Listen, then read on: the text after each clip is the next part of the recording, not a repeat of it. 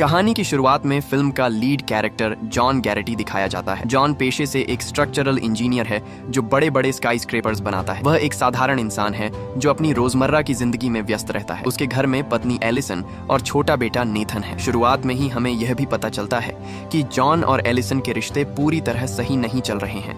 दोनों के बीच दूरी है और हमेशा कुछ न कुछ तनाव बना रहता है, लेकिन एक धागा है जो उन्हें जोड़कर रखता है, उनका बेटा नेथन। नेथन मासूम और प्यारा बच्चा है, लेकिन उसे डायबिटीज है और इंसुलिन के इंजेक्शन पर निर्भर रहना पड़ता है। यही उसकी सबसे बड़ी कमजोरी है और आगे चलकर यही इस कहानी को और ज्यादा भावुक और खतरनाक बना देता है। अब जॉन अपने पड़ोसियों और दोस्तों के साथ घर पर बीबीक्यू पार्टी रखता है ताकि सभी लोग साथ में इस कॉमेट का नजारा ले सकें। सब लोग नाच गाना, खाना पीना और मस्ती कर रहे होते हैं। सबको यही लगता है कि शाम का सबसे बड़ा आकर्षण होगा कॉमेट क्लार्क को देखना। उसी वक्त जॉन की पत्नी एलिसन जॉन को बियर लाने को कहती है क्योंकि गेस्ट ज्यादा आने वाले हैं। जॉन तभी मार्केट के लिए निकल जाता है। वहाँ पहुंचकर वह देखता है कि आसमान में सैकड़ों मिलिट्री एयरक्राफ्ट उड़ रहे हैं। यह देखकर जॉन का दिल घबरा जाता है। वह जल्दी से सुपरमार्केट के अंदर जाता है और सामान इकट्ठा करने की कोशिश करता है। तभी उसके पास US department of homeland security का इमरजेंसी अलर्ट आता है, जिसमें बताया जाता है कि उसे, उसकी पत्नी और उसके बेटे को एक सुरक्षित स्थान पर जाने के लिए चुना गया है। लेकिन वह इस बात को सीरियस नहीं लेता और सामान लेकर अपने घर की तरफ लौटता है। रास्ते में अब मिलिट्री एयरक्राफ्ट के साथ साथ मिलिट्री टैंक्स भी सड़कों पर उतार दिए जा चुके हैं। अब यह सब देखकर उसे कुछ समझ नहीं आता, क्योंकि न्यूज चैनल ने तो बताया था कि कॉमेट बस एक देखने का आकर्षण होगा। फिर वह जल्दी से अपने घर की तरफ दौड़ता है और अपनी बीवी को बताता है कि उसे एक इमरजेंसी अलर्ट आया है। लेकिन एलिसन उसे बताती है कि न्यूज में इतना कुछ खतरनाक तो दिखाई नहीं दे रहा है, हो सकता है कि वह मॉक ड्रिल हो। जॉन कहता है कि सरकार हमसे कुछ छुपा रही है। अमेरिका के आधे मिलिट्री एयरक्राफ्ट और टैंक्स सड़कों पर आ चुके हैं। तभी वे दोनों लिविंग रूम में उस नजारे को देखने के लिए भागते हैं जिसका बेसब्री से ये सभी लोग इंतजार कर रहे हैं। हमें पता चलता है कि अब कॉमेट अटलांटिक महासागर में गिरने वाला है, जिसको देखने के लिए न्यूज एंकर्स और सभी गेस्ट्स एक्साइटेड हो जाते हैं। अब कॉमेट अटलांटिक महासागर की ओर गिरता है, लेकिन कोई भी धमाका नजर नहीं आता। सभी लोग सोच में पड़ जाते हैं कि अगर कॉमेट गिरा तो धमाका क्यों नहीं हुआ। तभी जॉन का घर बहुत तेजी से हिलने लगता है, जैसे कोई भूकंप आया हो। जॉन घर के बाहर निकलकर देखता है, एक सूखी शांति और फिर तूफानी वेव्स सब कुछ तबाह कर देती है। जॉन घर के अंदर भागता है और न्यूज में पता लगता है कि आखिरी वक्त पर कॉमेट ने अपनी दिशा बदल ली है और वह फ्लोरिडा के ईस्ट कोस्ट से जाकर टकराया है। धमाका इतना जोरदार होता है कि सैकड़ों किलोमीटर दूर तक धरती हिल जाती है। जो लोग टीवी पर यह घटना देख रहे होते हैं, उनकी आंखों के सामने इमारतें उड़ जाती हैं, आग का गोला उठता है और लाखों लोग एक ही पल में मौत के मुंह में समा जाते हैं। न्यूज एंकर बताते हैं कि यह कॉमेट कई हजार टुकड़ों से मिलकर बना है, जिसका बस एक छोटा सा टुकड़ा फ्लोरिडा के ईस्ट कोस्ट पर टकराया है और बाकी टुकड़े भी धरती से जल्द टकरा सकते हैं। इसी बीच जॉन को अपने फोन पर फिर से वही इमरजेंसी अलर्ट मिलता है। ये कोई सामान्य मैसेज नहीं, बल्कि सीधा US department of homeland security की ओर से है। उसमें लिखा होता है कि जॉन गैरेटी और उसके परिवार को तुरंत सुरक्षित स्थान पर जाने के लिए चुना गया है और उन्हें दिए गए निर्देशों का पालन करना होगा। ये पढ़कर जॉन हैरान रह जाता है। उसके आसपास खड़े पड़ोसी पूछते हैं कि यह मैसेज किस बारे में है, लेकिन उनके पास ऐसा कोई अलर्ट नहीं आया। तभी पहली बार हमें एहसास होता है कि यह चयन हर किसी के लिए नहीं है। सरकार सिर्फ चुनिंदा और उपयोगी लोगों को बचाने की कोशिश कर रही है। पार्टी में मौजूद हर शख्स सहम जाता है। आसमान गूंज रहा है और धरती कांप रही है। लोग समझ जाते हैं कि यह कोई साधारण घटना नहीं, बल्कि पूरी पृथ्वी के लिए चेतावनी है। तभी जॉन जल्दी जल्दी अपना परिवार इकट्ठा करता है और एलिसन से कहता है कि हमें तुरंत निकलना होगा। तभी वे लोग गाड़ी से निकलते हैं और सभी पड़ोसी उनसे हेल्प मांगने लगते हैं। जब वह हेल्प के लिए मना कर देता है तो एक औरत उनकी गाड़ी के सामने आ जाती है और उनसे गुहार लगाती है कि अगर उसे नहीं तो उसकी बेटी को उनके साथ ले जाकर उसे बचा ले। लेकिन जॉन जवाब नहीं दे पाता। वह सिर्फ इतना जानता है कि उसके परिवार के पास सरकार की चुनी हुई सुरक्षा योजना का हिस्सा बनने का मौका है और यह मौका गंवाना मौत को गले लगाने जैसा होगा। अब परिवार निकल पड़ता है रॉबिन्स एयरफोर्स बेस की ओर। सरकार ने निर्देश दिया है कि वहीं से विमानों के जरिए सुरक्षित जगह पर ले जाया जाएगा। रास्ते में चारों ओर अफरा तफरी मची हुई है। हजारों गाड़ियां एयरबेस की तरफ दौड़ रही हैं। सड़क पर लोग रो रहे हैं, चिल्ला रहे हैं, ट्रैफिक जाम है और हर इंसान बस यही चाहता है कि किसी तरह अपने परिवार को बचा ले।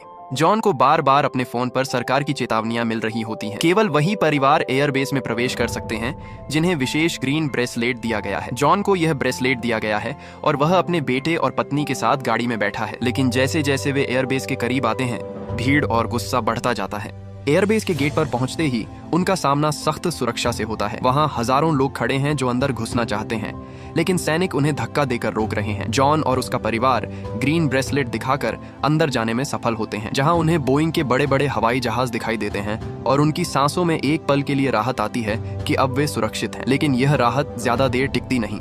सुरक्षा चेकिंग के दौरान जॉन को पता चलता है कि उनके बैग में नेथन की दवाइयां और इंसुलिन तो है ही नहीं। वह नेथन से पूछता है तो वह उन्हें बताता है कि शायद इंसुलिन और दवाइयाँ गाड़ी में ही रह गई हैं। अब जॉन एलिसन को प्लेन में सवार होने के लिए कहता है और वह जल्दी से नेथन की दवाइयाँ गाड़ी से निकालने के लिए चला जाता है।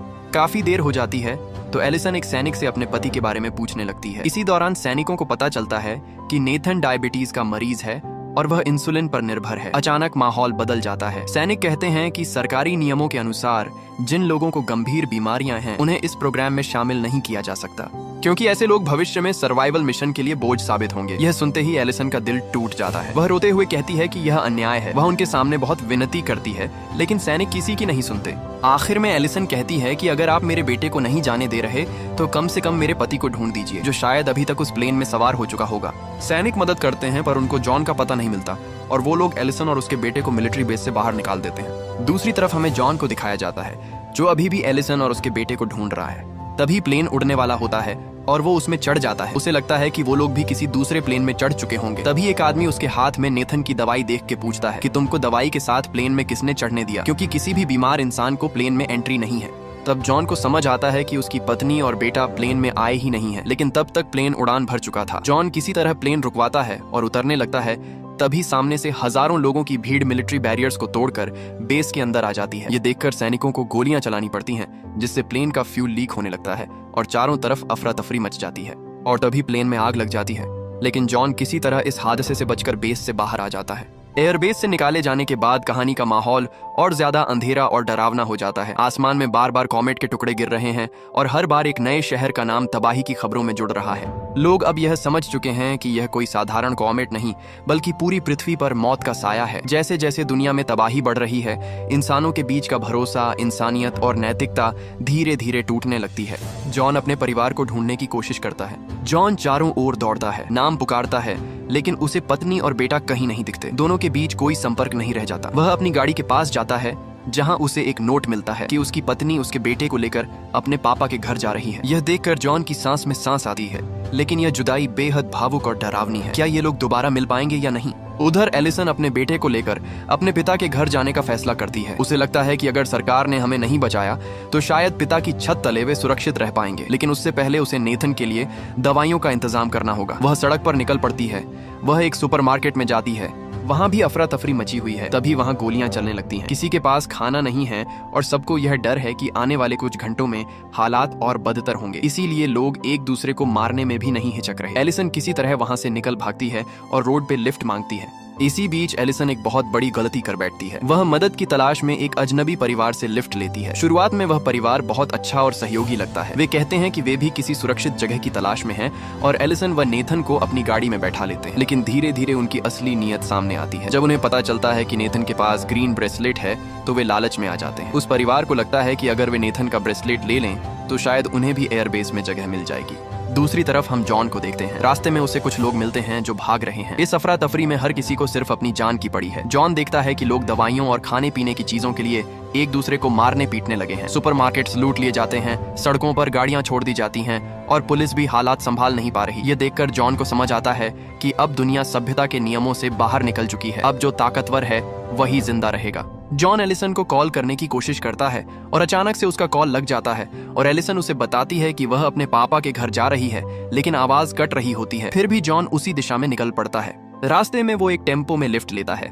थोड़ी दूर जाने के बाद उसके सामने बैठे आदमी को उसका ग्रीन बैंड दिख जाता है और उसकी मांग करने लगता है, लेकिन जॉन बताता है कि बैंड मेरे नाम से रजिस्टर्ड है, तुम्हारे किसी काम का नहीं है। लेकिन वो आदमी लड़ाई करने लगता है और देखते ही देखते छोटी सी मारपीट एक भयंकर लड़ाई में बदल जाती है, जिससे टेम्पो पलट जाता है और कई लोगों की जान चली जाती है। लेकिन जॉन बच जाता है और वो फिर से सड़क पे घूमने लगता है। दूसरी तरफ जॉन का फोन कट होने के बाद कहानी का सबसे डरावना मोड़ आता है। वह अजनबी औरत एलिसन को धक्का देती है और उसके बेटे नेथन को अपने साथ खींच लेती है। एलिसन चीखती है, भागती है, लेकिन गाड़ी तेजी से निकल जाती है और वह सड़क पर अकेली रह जाती है। एक माँ का अपने बेटे से इस तरह छिन जाना उसको अंदर तक हिला देता है। इधर वह कपल नेथन को लेकर मिलिट्री बेस पर पहुंचता है और वे नेथन को धमकी देते हैं कि अगर उसने किसी को सच बताया तो वह अपनी माँ से कभी नहीं मिल पाएगा। वे गाड़ी रोकते हैं और देखते हैं कि हर जगह भीड़ नजर आ रही है। वे भीड़ को साइड करते हुए मिलिट्री बेस के अंदर एंट्री लेने की कोशिश करते हैं। वे सैनिकों को बताते हैं कि ये नेथन उनका बेटा है और हम इसके माँ बाप हैं। हमारा ब्रेसलेट कहीं खो गया है, लेकिन सबूत के तौर पर हमारे पास नेथन का ब्रेसलेट है। तभी सैनिक नेथन की रोती हुई शक्ल देखता है।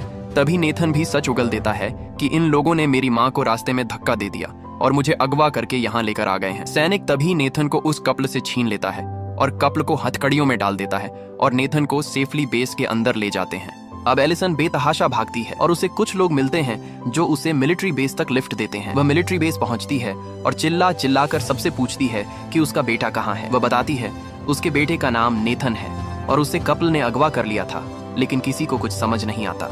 वह मिलिट्री बेस के और अंदर जाती है। वहाँ उसे एक आदमी मिलता है जो उसे बताता है कि उसने उसके बेटे को देखा है। वह उसे मिलिट्री के कई सारे टेंट में ले जाता है, लेकिन नेथन कहीं नहीं मिलता। आखिर में एक टेंट में नेथन उसे दिखाई देता है। दोनों माँ बेटे एक दूसरे को रोते हुए गले लगाते हैं। एलिसन अपने बेटे से माफी मांगती है कि ऐसा फिर कभी नहीं होगा। एक नर्स उसे जाकर बताती है कि आपका बेटा बहुत बहादुर है और वह एलिसन से पूछती है कि वे कहाँ जा रहे हैं। एलिसन बताती है कि वे अपने पापा के घर जा रहे हैं, तो नर्स उनकी हेल्प के लिए उनके बैग में बहुत सारी दवाइयाँ और सप्लाईज डाल देती है और बताती है कि एक मिलिट्री बस इस ओर जा रही है, हम आपको वहां छुड़वा देंगे। ये सुनकर वह नर्स को गले लगा लेती है।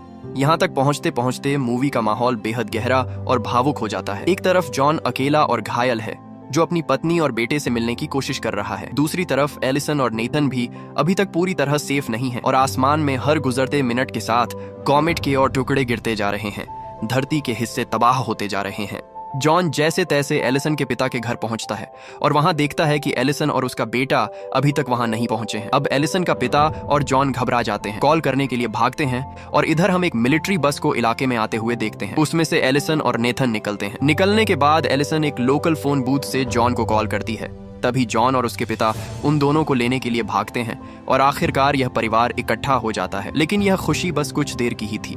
आसमान में बार बार आग के गोले चमक रहे हैं। हर जगह तबाही और मौत की खबरें हैं। वैज्ञानिक अब खुलकर कह रहे हैं कि यह कॉमेट पृथ्वी से टकराने वाला है और उसके टकराने से पूरी दुनिया नष्ट हो जाएगी। खबरें बताती हैं कि कॉमेट का सबसे बड़ा टुकड़ा कुछ ही घंटों में यूरोप के पास अटलांटिक महासागर में गिरेगा और उस टक्कर से जो धमाका होगा वह डायनासोर के विनाश जैसा होगा। पूरी पृथ्वी पर आग का तूफान और भूकंप की लहरें उठेंगी। ये सुनकर लोगों में दहशत और बढ़ जाती है। एलिसन के पिता जॉन से नाराज हैं क्योंकि जॉन ने किसी दूसरी औरत के साथ उसकी पत्नी एलिसन को चीट किया था, लेकिन जॉन उन्हें विश्वास दिलाता है कि ऐसा फिर कभी नहीं होगा और वह उसकी पत्नी और बेटे का हमेशा ख्याल रखेगा। एलिसन का पिता कहता है कि उसे उस क्लासिफाइड जगह के बारे में पता है जहां पर वे ग्रीन बैंड वाले चुने हुए लोगों को लेकर जाने वाले हैं। वह बताता है कि सरकार ने ग्रीनलैंड में बंकर बनाए हैं और तुम लोगों को वहां पर जाना होगा। उसके अलावा अब कोई जगह नहीं बची है। सरकार ने सिर्फ कुछ चुनिंदा लोगों को ही बचाने का फैसला किया है। एलिसन अपने पिता को भी तैयार होने को कहती है, लेकिन वह बड़े प्यार से कहते हैं कि तुम लोग नेथन को लेकर निकलो, मैं यहाँ रहूंगा, लेकिन तुम्हें कोशिश करनी होगी कि किसी तरह ग्रीनलैंड पहुंच सको। वहाँ एक विशाल भूमिगत बंकर बनाया गया है और वही शायद इस विनाश से बचने की आखिरी जगह है। यह सुनकर एलिसन रो पड़ती है। वह अपने पिता को छोड़कर जाने के लिए तैयार नहीं होती, लेकिन उसके पिता उसे समझाते हैं कि माँ बाप का असली फर्ज यही है कि बच्चे बचें, चाहे उनकी अपनी जान क्यों न चली जाए। अब जॉन, एलिसन और नेथन ग्रीनलैंड पहुंचने की तैयारी करते हैं, लेकिन यह कोई आसान सफर नहीं है। जैसे ही वे निकलते हैं हालात और बेकार हो जाते हैं। आसमान पूरा आग का गोला बन चुका है जो किसी भी समय धरती को राख बना सकता है। रास्ते में पेट्रोल की किल्लत है, सड़कों पर लाशें हैं, गाड़ियां छोड़ दी गई हैं और लोग पागलपन की हद तक पहुंच चुके हैं। वे कई बार लुटेरों से बचते हैं, कई बार छिपकर गुजरते हैं और कई बार खुद को समझाते हैं कि हिम्मत नहीं हारनी। रास्ते में छोटे छोटे इंसुलिन के इंजेक्शन नेथन को बचाए रखते हैं, लेकिन यह भी सीमित है। तभी उनको रेडियो पे पता चलता है कि अभी वे जिस हाईवे पर सफर कर रहे हैं वहां पर बहुत सारे छोटे छोटे कॉमेट गिरने की संभावना है। जल्दी से जल्दी एक सेफ शेल्टर ढूंढें। अगले ही पल आसमान से आग की बारिश होने लगती है। हजारों कॉमेट एक साथ हाईवे को हिट करते हैं। चारों तरफ कोहराम मच जाता है। जॉन अपने परिवार के साथ जैसे तैसे रास्ता बनाकर एक हाईवे के नीचे शेल्टर लेता है और एक आदमी की मदद भी करता है। रात हो जाती है। थोड़ा माहौल शांत होने के बाद आखिरकार उन्हें पता चलता है कि कुछ प्राइवेट पायलट्स और उनके विमान ग्रीनलैंड की ओर जाने की कोशिश कर रहे हैं, तो वे लोग भी उसी तरफ निकल पड़ते हैं। तभी एक इमरजेंसी ब्रॉडकास्ट में बताया जाता है कि सुबह के 8 बजे एक फुटबॉल स्टेडियम से भी बड़ा कॉमेट ईस्टर्न यूरोप से टकराएगा और ये कॉमेट उस कॉमेट से भी कई गुना ज्यादा बड़ा और भयंकर होगा जिसने डायनासोर की सारी प्रजाति को मिनटों में खत्म कर दिया था। ये सुनकर सब हक्के बक्के रह जाते हैं क्योंकि शायद वे लोग इस समय से पहले ग्रीनलैंड के उस बंकर तक न पहुंच पाए। पर एलिसन जॉन को दिलासा देती है कि वे लोग थोड़ा जल्दी करेंगे तो बच जाएंगे। वे लोग पूरी रात सफर करके एयरपोर्ट पहुंचते हैं और देखते हैं कि सिर्फ 2 ही प्लेन हैं और एक उड़ान भर चुका है और दूसरा रनवे पे आ चुका है। वह सारी ग्रिल्स तोड़कर गाड़ी सीधा रनवे पे प्लेन के सामने लगा देता है और प्लेन रुक जाता है। थोड़ी बहस के बाद उन लोगों को प्लेन में जगह मिल जाती है लेकिन कॉमेट आने में बस कुछ ही घंटे बाकी हैं और वे लोग अभी ग्रीनलैंड से बहुत दूर हैं। ये सब सोचते सोचते जॉन की आंख लग जाती है। वो अपनी पत्नी और बेटे के साथ बिताए हुए सारे अच्छे पलों को याद करता है। क्या पता ये उनकी आखिरी मुलाकात हो। इतने में सुबह हो जाती है और कॉमेट गिरने में बस 10 मिनट बाकी हैं। तभी प्लेन जोर जोर से हिलने लगता है। सब लोग बाहर देखते हैं कि कॉमेट आ चुका है। पायलट प्लेन का कंट्रोल खो देता है और प्लेन एक आइसबर्ग से जाकर टकरा जाता है। तभी जॉन देखता है कि वो ग्रीनलैंड में है और बंकर बस कुछ ही दूरी पर है। वो सबको लेके वहां के लिए निकल जाता है। ये सफर भी डरावना है। चारों तरफ राख का मलबा उड़ रहा है। हर पल खतरा मंडरा रहा है कि कहीं कोई टुकड़ा उनको आकर न मार दे। लेकिन वे ग्रीनलैंड के बंकर तक पहुंच जाते हैं। वहां जमीन पर पहले से ही भगदड़ मची है। हजारों लोग बंकर की ओर दौड़ रहे हैं। सैनिक उन्हें कंट्रोल करने की कोशिश कर रहे हैं और आसमान में कॉमेट के टुकड़े लगातार बरस रहे हैं। जॉन, एलिसन और नेथन भीड़ को चीरते हुए बंकर की ओर भागते हैं। सैनिक उन्हें रोकते हैं, लेकिन जॉन पूरी ताकत से विनती करता है कि उनके पास ग्रीन ब्रेसलेट था, बस सिस्टम की वजह से उनसे छीन लिया गया था। वह चिल्लाता है कि उसके बेटे को डायबिटीज है और यह उनका आखिरी मौका है। सैनिकों को भी समझ आता है कि अब समय बहुत कम है। धमाकों की गूंज बढ़ रही है और सब कुछ हिल रहा है। अंततः वे इस परिवार को अंदर जाने देते हैं।